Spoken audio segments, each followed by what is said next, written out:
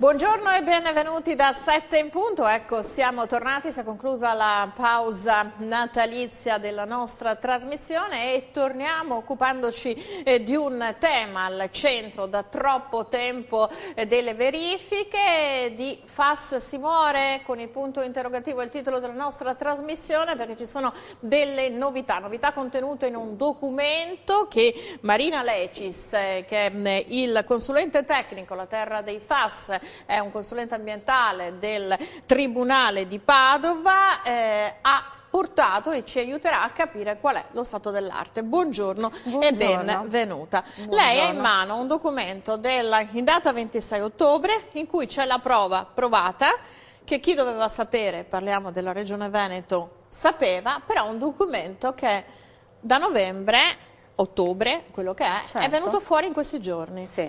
Perché e che cosa contiene questo documento così importante? Allora, purtroppo si parla ancora di PFAS, sostanze perfluoroalchiliche, pericolose, persistenti nell'ambiente e bioaccumulabili negli organismi viventi. Precisiamo che sono neurotossiche ed interferiscono con gli ormoni. D'accordo. La novità, allora, facciamo un flashback per chi non sapesse non conoscesse questa vicenda. Anni fa c'è stato uno sversamento nella falda acquifera di queste sostanze perfluoroalchiliche da parte di un'azienda dell'area del Vicentino, una contaminazione dell'acqua nel Vicentino, nel Veronese e in alcune parti della Bassa Padovana. C'è stato un immediato intervento, questo continuano a ripetere, della Regione Veneto per la bonifica di questa contaminazione, però negli anni si è visto che questa contaminazione è avanzata e potrebbe aver avuto delle connessioni con l'aumento di alcune patologie e anche con la contaminazione dei cibi. Proprio di questi giorni un comunicato della Regione Veneto che avvierà uno screening per valutare sia la connessione tra i FAS e lo stato di salute della popolazione del territorio interessato e anche dei prodotti di quel territorio, animali piuttosto che coltivazioni. Però c'è anche un'altra evidenza che sembra abbastanza plausibile, la connessione con questa contaminazione e delle malattie metaboliche. In questo documento, appunto, che cosa c'è di nuovo? Allora, io partirei dalla fine, che è emblematica, per poi tornare nella parte centrale e ve la leggo, che così... Certo. Allora, firmata dal Presidente della Commissione Tecnica PFAS, che è il Direttore Generale dell'Area Sanità e Sociale, il Dottor Domenico Mantoan, dove chiede agli enti preposti sul territorio, quindi a tale scopo ai soggetti istituzionalmente competenti, si chiede la tempestiva adozione di tutti i provvedimenti urgenti a tutela della salute della popolazione, volti alla rimozione della fonte della contaminazione, e poi andremo a scoprire qual è, ivi comprese le opportune variazioni degli strumenti pianificatori di competenza. Cosa vuol dire questo? In poche parole anche più semplici. Che si può spostare l'azienda che inquina. In questo documento... Perché è stato appurato, allora, innanzitutto per i telespettatori che magari non avessero seguito e che non avessero magari seguito le puntate in cui lei è stata nostro ospite, lei è il consulente ambientale di quella che è la parte lesa. Chi è che si è presentato per parte lesa? Così spieghiamo. Allora, io sono stata e lo sono tuttora la consulente di studi legali dello studio Destro e dello studio Bortolotto, che hanno impugnato il parere dell'Istituto Superiore della Sanità, quello che diede i valori più alti dei PFAS nelle acque potabili, e che si impugnò anche la DGR regionale, sempre su questo tema. Lo studio Bortolotto poi con Medicina Democratica ha impugnato anche il decreto Galletti, che ha alzato i valori di PFAS nelle acque di falda, gravemente, perché le acque di falda sono le acque più delicate, quindi di 6 volte di più rispetto a prima, cosa molto grave, anche in violazione delle normative. Quindi rappresentate i cittadini che... E rappresentiamo i cittadini soprattutto con l'associazione La Terra dei PFAS. Ecco, era necessario per spiegare. Certo, certamente. Quindi, torniamo, lei parlava di un'azienda, la Miteni, che noi abbiamo anche interpellato, abbiamo anche fatto un giro all'interno dell'azienda, che parla di questioni relative forse a tanti anni fa, perché si parla degli anni 70, dicendo che adesso è tutto a posto. Certo, allora non è per niente a posto. La Miteni una volta si chiamava ex Rimar Ricerche Marzotto, cioè anzi Rimar Ricerche Marzotto, quindi ex adesso, ma è la stessa azienda In questo documento della Regione Veneto, tenuto nei cassetti, ci sta scritto che è la Miteni che inquina da prima degli anni 70 e che ha sempre prodotto queste sostanze. Non lo dice la dottoressa Lecci, se lo dice la Regione Veneto. Ma la Miteni che cosa produce? Quella è l'area delle concerie, c'entra qualcosa? Allora, l'area della conceria è un pochettino più a sud della Miteni, perché la Miteni si trova a Trissino, d'accordo? Il focus dell'inquinamento lo possiamo vedere qui. Adesso lo facciamo vedere. Eccolo. Ecco qua, vedete il plume della contaminazione, la parte più alta, ve lo indico, questo qui, questo, eccolo qua. Sì. Qui è Trissino, dove c'è la Miteni, l'industria chimica che produce sostanze perfluoroalchiliche da sempre. Che servono a far cosa queste sostanze? Queste sostanze impermeabilizzano le pentole, gli abiti sportivi e sono anche interessanti per l'industria militare. Ma per perché? Le vernici. Perché questi scarichi sono finiti nella falda? Allora, perché in questo documento qui, sempre, eccolo qua, sì, eccolo qui, quello che è stato tenuto... in data 17 novembre 2016. Eccolo qui, quello che è stato tenuto nascosto da fine ottobre nei cassetti della Regione e che qualcuno, chiamiamolo l'innominato per il momento, l'ha tirato fuori dall'ombrello. È rimasto nascosto volontariamente? Questo non possiamo dirlo perché... Che magari se lo sono dimenticati. È un po' grave se lo fossero dimenticati. Perché adesso, perché ovviamente dobbiamo fare anche la controparte, certo. Bisogna dire che la Regione Veneto proprio dai primi giorni di gennaio ha dato la comunicazione di aver avviato questo screening di cui parlavo prima. Ecco, il monitoraggio però della Regione Veneto, che poi durerà 10 anni, in realtà quando la Regione ha lanciato questo messaggio ha lasciato da parte la classe più a rischio, cioè le donne incinta e i bambini, il feto diciamo, e lo sviluppo fino ai 15 anni, che è la classe più delicata, perché sono sostanze che interferiscono con gli ormoni. Quindi vanno a colpire proprio le donne incinta, il feto e il momento dello sviluppo più delicato. Sono anche neurotossiche. Ecco, questo documento della Regione, che cosa? Allora, questo comporta malattie sia per le donne incinta che ritardi di sviluppo sia a livello di organi ma anche di cervello, quindi insomma anche gravi danni al sistema neurologico. Questo ovviamente perché quando si è parlato appunto di questo inquinamento si è pensato subito a malattie di carattere oncologico, no? Si è cercata la connessione tra l'aumento dell'incidenza di alcuni tumori e questo inquinamento. Certo. In realtà, e forse questo è l'elemento di questo documento, in realtà si sta piano piano vedendo che la contaminazione nel lungo tempo produce malattie di altro tipo, che magari può avere avuto una responsabilità nell'innescare certe patologie o magari di accelerarle. Non esattamente, intanto quando è stato presentato il registro dei tumori dalla Regione Veneto, ancora durante l'autunno-inverno 2016, ci si è dimenticati di fare il monitoraggio in alcuni comuni,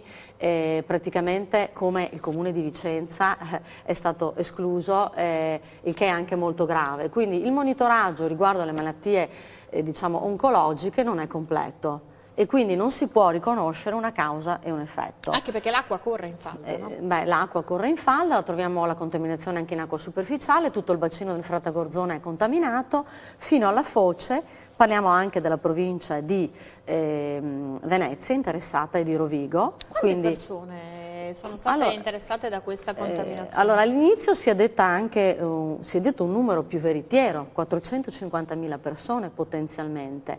Adesso andando avanti si restringe il campo perché hanno eliminato dei comuni dal monitoraggio, pur essendo comuni con superamento dei famosi 500 nanogrammi come limite o valore obiettivo indicato dall'Istituto Superiore della Sanità. Allora, appurata la contaminazione, come si può intervenire? Cioè adesso che tipo di azioni, perché è avviato lo screening, io dicevo, hanno detto di aver bonificato l'acqua, però evidentemente non è stato bonificato nulla, assolutamente, perché la contaminazione, ripeto, ha superato di gran lunga quei famosi 180 km quadrati di cui si parlava nel 2014, siamo di fronte a un inquinamento su scala europea, un disastro ambientale che interessa tutte le acque di falda, le acque potabili e le acque superficiali.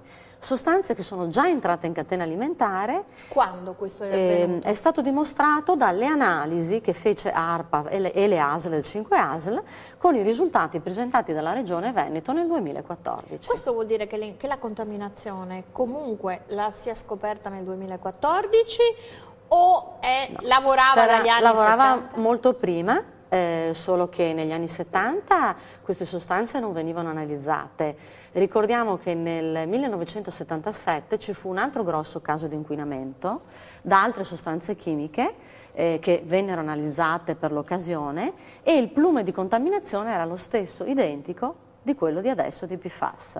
In questo documento della Regione tenuto nei cassetti si dice che era Rimar Ricerche Marzotto, oggi Miteni, che produceva quelle sostanze chimiche, che ha sempre prodotto i PFAS, e che quando non era, cioè quando si poteva fare, scaricava tutte queste sostanze chimiche nel Poscola e queste sostanze finivano in falda.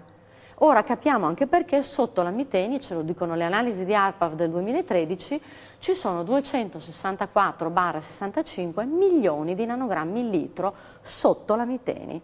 Praticamente un grande pastiglione di contaminazione. Che è nell'acqua o è lì? Che è anche nel suolo e anche nell'acqua sotto la falda della Miteni. Cosa si deve fare adesso? Cioè, questo avvio di questo screening, no? Perché voglio dire, se si verifica una contaminazione di questa portata, immediatamente dovrebbe esserci un sequestro preventivo. Allora, l'emergenza doveva esserci già. C'è mai stato? C'è mai stata? Io adesso magari sequestro, le faccio dire delle cose perché evidentemente era una norma. Non c'è stato nessun sequestro preventivo.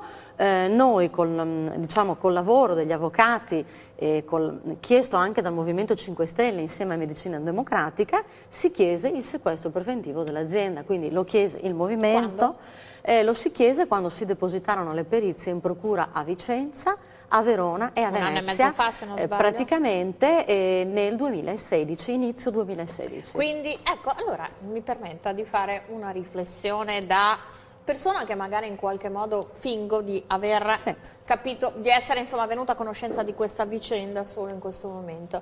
Perché solo nel 2016 si valuta questa contaminazione se si parla degli anni 70? Allora, perché negli anni 70 comunque partì un'indagine, ci fu un'indagine della Procura, venne però tutto archiviato. Cosa che ovviamente non seguimmo noi. Sì, poi erano anche altri tempi, altri parametri, la altri normativa livelli, era diversa, insomma un'altra sensibilità. Non c'era la normativa degli ecoreati, che invece c'è dal 2015. Quindi questa normativa, che deve ancora trovare applicazione effettiva, cioè praticamente speravamo noi di farla. Allora, voi nel 2016 avete presentato un esposto in procura dicendo andiamo a indagare su questo fatto. Dal 2016, ovviamente mi pare i primi mesi del 2016, se non ricordo di avervi intervistato, Medicina Democratica, Movimento 5 Stelle, la cosa è andata avanti e siamo arrivati. Questo documento voi come l'avete avuto? La mia fonte non la posso dire. Certo. Non la posso dire la mia fonte e peraltro sono stata autorizzata solamente oggi ed eccomi qua a Quindi è un documento pubblico ormai questo? Adesso lo era anche prima, vediamo che è stato protocollato a Vicenza il 28 di novembre 2016. Ma il problema qual è? Che è rimasto nei cassetti della provincia di Vicenza e nei cassetti della Regione Veneto.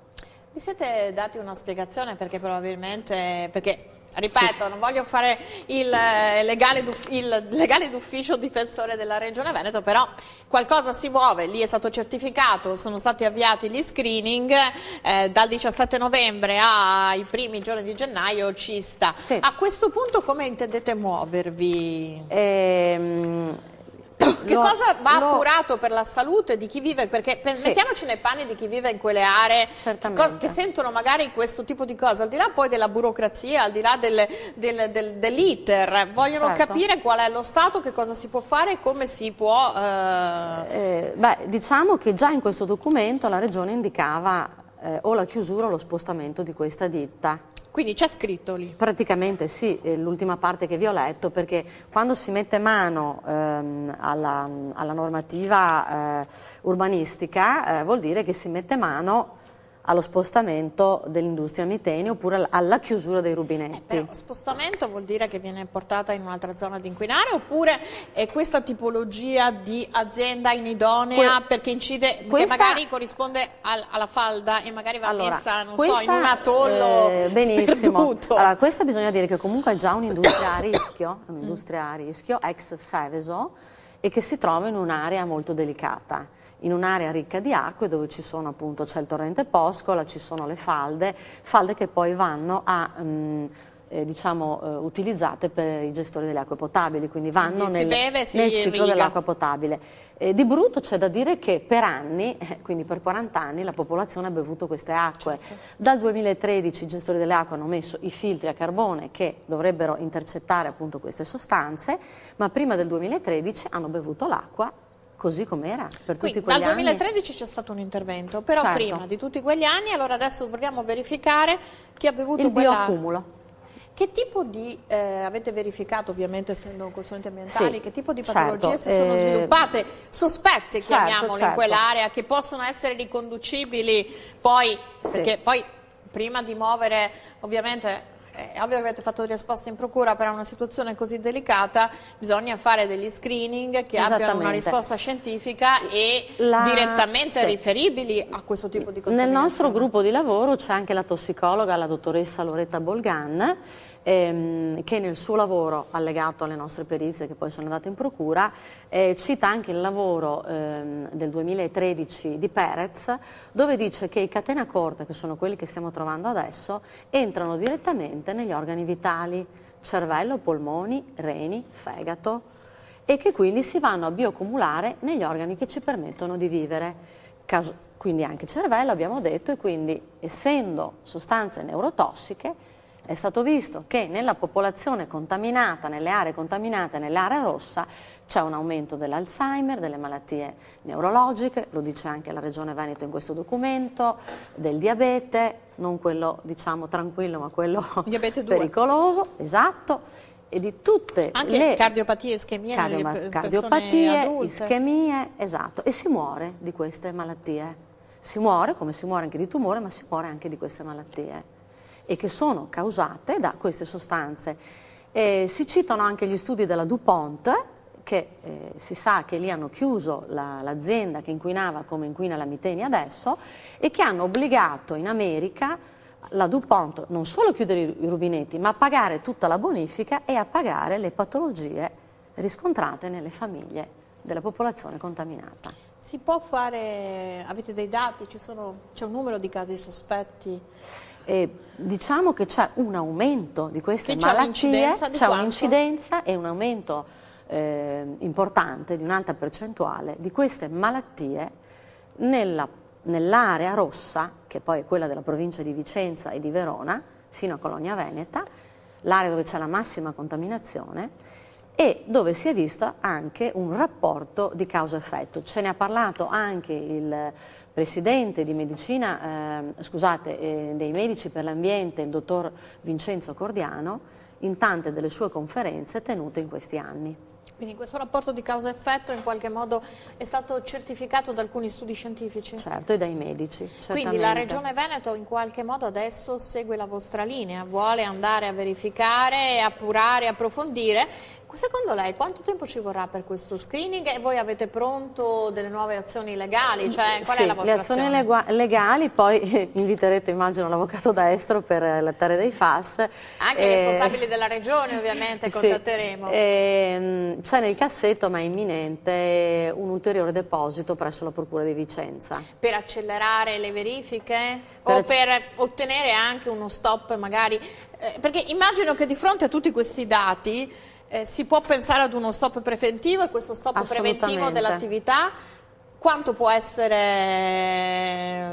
E voi avete mai visto se negli anni, torno a questa domanda, la Miteni abbia introdotto dei nuovi depuratori? C'è un modo perché queste sostanze tossiche in qualche modo non finiscano nella falda e non contaminino il territorio circostante? Purtroppo sono già finite queste sostanze nella falda, quindi ci sono già. La bonifica che è in corso non funziona, perché se nel 2013 ARPA aveva trovato 265 milioni di nanogrammi litro, per bonificare milioni di nanogrammi litro ci vuole parecchio tempo. Ma continuano a sversare nella falda queste sostanze se continua la produzione, o c'è un apparecchio tecnologico che in qualche modo lancia nello spazio? Se qualcuno mi fa entrare dentro la Miteni vi posso rispondere che fino adesso non mi hanno invitata. Però noi ci siamo entrati alla Miteni, hanno organizzato una giornata a porte aperte, se non sbaglio, 2 o 3 mesi fa, e alla luce anche di questo, insomma, ci facciamo carico di ricontattare ovviamente i responsabili della Miteni. Certo, se mi invitano ufficialmente io vengo volentieri con un paio di ingegneri che lavorano con me. Torniamo tra un paio di minuti ancora a parlare di questo inquinamento che non vuole essere una caccia alle streghe, ma vuole verificare proprio appunto gli effetti, se c'è un rischio per la salute pubblica, e pare che insomma i dati in qualche modo lo testimonino. Bisogna vedere qual è questo rischio, qual è il livello di gravità. Torniamo tra un paio di minuti, grazie.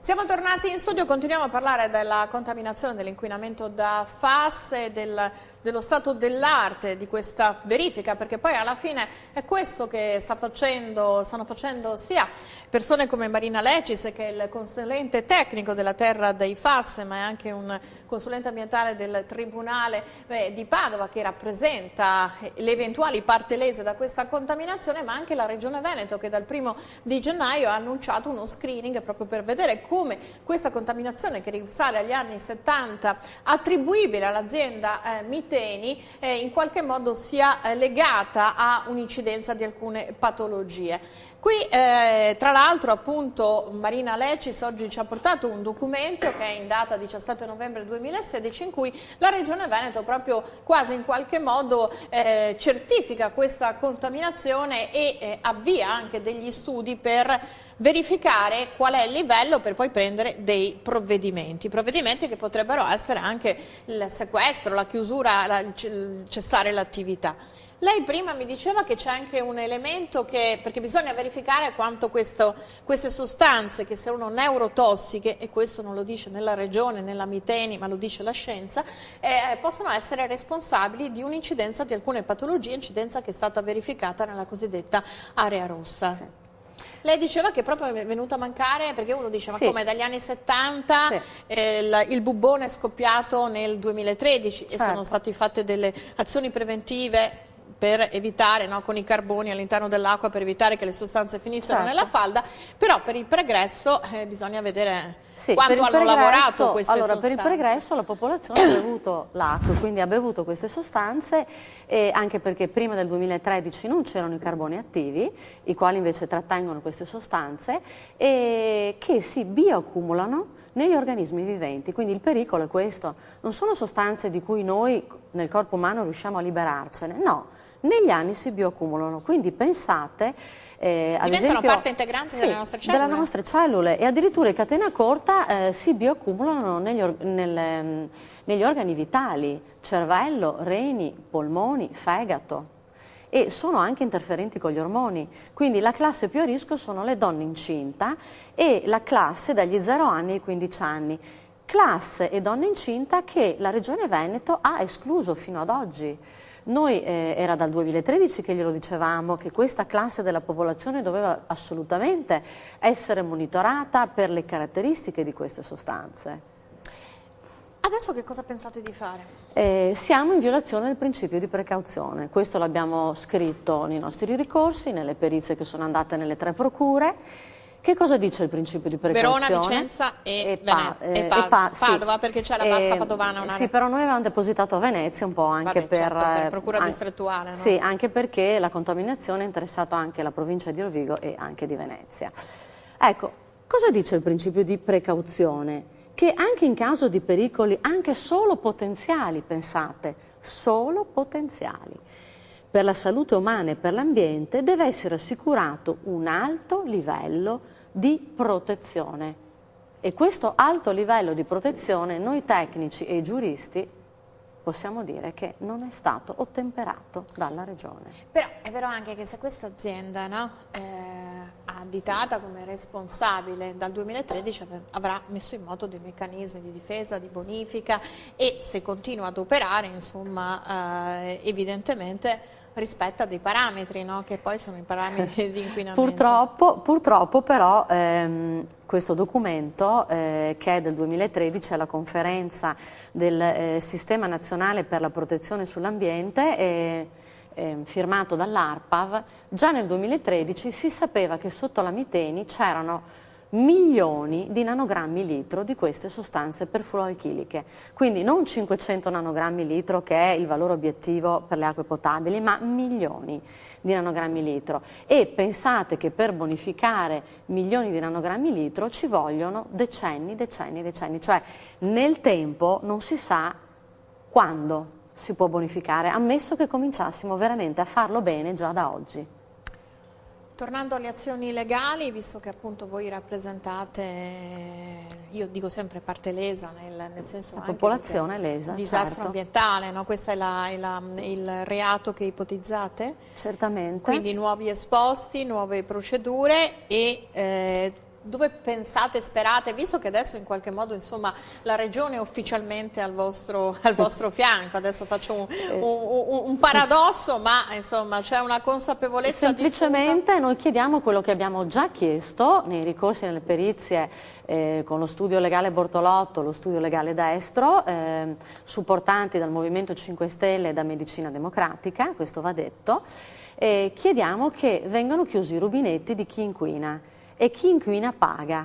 Chi inquina lo sappiamo dalla Regione Veneto, perché ce l'ha detto ARPAV, ce l'ha detto anche CNR, e si sa dal 2013 che è la Miteni SpA. Solo esclusivamente quell'azienda o ci sono altre aziende chimiche in quel territorio che possono avere compartecipato Sì. poi, perché magari adesso si butta, magari è Sì. sopravvissuta nel senso che continua ad operare in quell'ambito solo la Miteni, magari c'era un'aggregazione, no, di realtà Sì. che hanno fomentato.